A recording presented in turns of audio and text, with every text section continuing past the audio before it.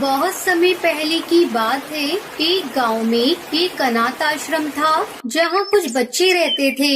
वो अनाथ आश्रम एक चिड़िया संभालती थी जिसका नाम टुनटुनी था। बच्चे उसे बहुत पसंद करते थे और उसे टुनटुनी दीदी बुलाते थे। पर उन बच्चों को इस बात का जरा भी अंदाजा नहीं था कि उनकी टुनटुनी दीदी कोई साधारण चिड़िया नहीं थी। वो एक इच्छाधारी नागिन थी जो बच्चों से प्यार करती थी। टुनटुनी ने उन बच्चों के लिए एक अनाथ आश्रम खोल दिया था। वो उन बच्चों को बहुत खुश रखती थी। वो ये बात भूल चुकी थी कि वो एक नागिन है, लेकिन उनकी खुशी ज्यादा समय टिकी नहीं और उनके गांव में एक एक करके बच्चे गायब हो रहे थे और किसी को कुछ समझ में नहीं आ रहा था कि क्या हो रहा है। ऐसे में एक दिन अनाथ आश्रम से भी कुछ बच्चे गायब हो गए। टुनटुनी बहुत परेशान थी। वो सीधे शिव मंदिर गई और शिव जी से प्रार्थना करने लगी। शिव जी, मेरी मदद कीजिए। मुझे पता लगाना है कि गांव में बच्चों के साथ क्या हो रहा है। टुनटुनी, उन बच्चों को एक भूत या चिड़िया की आत्मा मार रही है।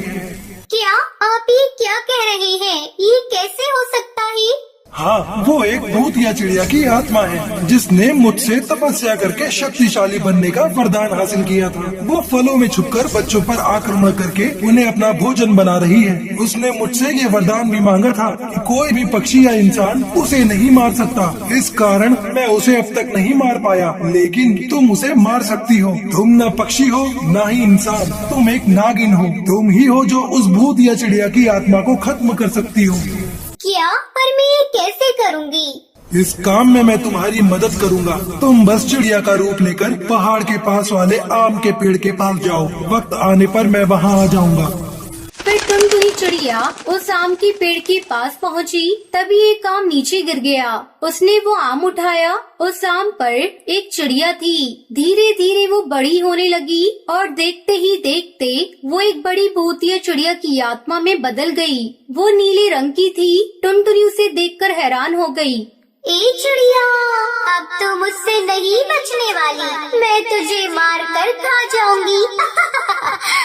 तभी भूतिया टुनी चिड़िया की आत्मा उस पर हमला करने वाली होती है। फिर टुनटुनी अपने नागिन रूप में आ गई और उसने अपनी जादुई तलवार से वार किया, लेकिन भूतिया टुनी चिड़िया की आत्मा मरने की बजाय दो भूतिया चिड़िया में बदल गई।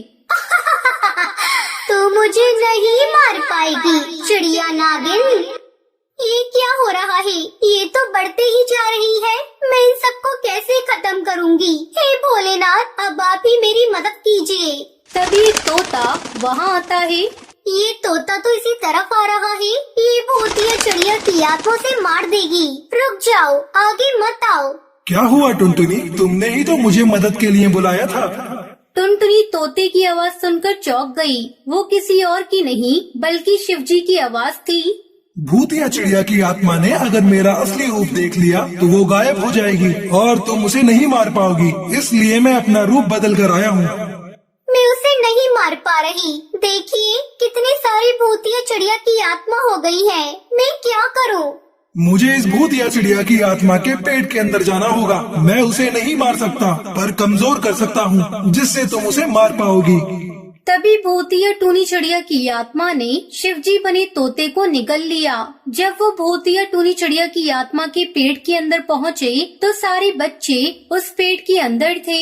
फिर वो उसके पेट पर अपने त्रिशूल से वार करके बाहर आने का रास्ता बनाया। टुनटुनी ने जैसे ही सारे बच्चों को पेट से बाहर आते देखा तभी उस पर वार किया। उसने अपने मुंह से आग निकालकर उसे जला दिया।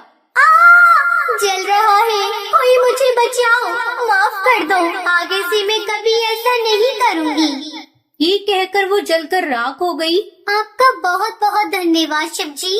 आपने मेरे बच्चों के प्राण बचा लिए। अब गांव के बच्चों को कोई खतरा नहीं है। अब टुनटुनी बच्चों के साथ खुशी खुशी आश्रम में रहने लगती है।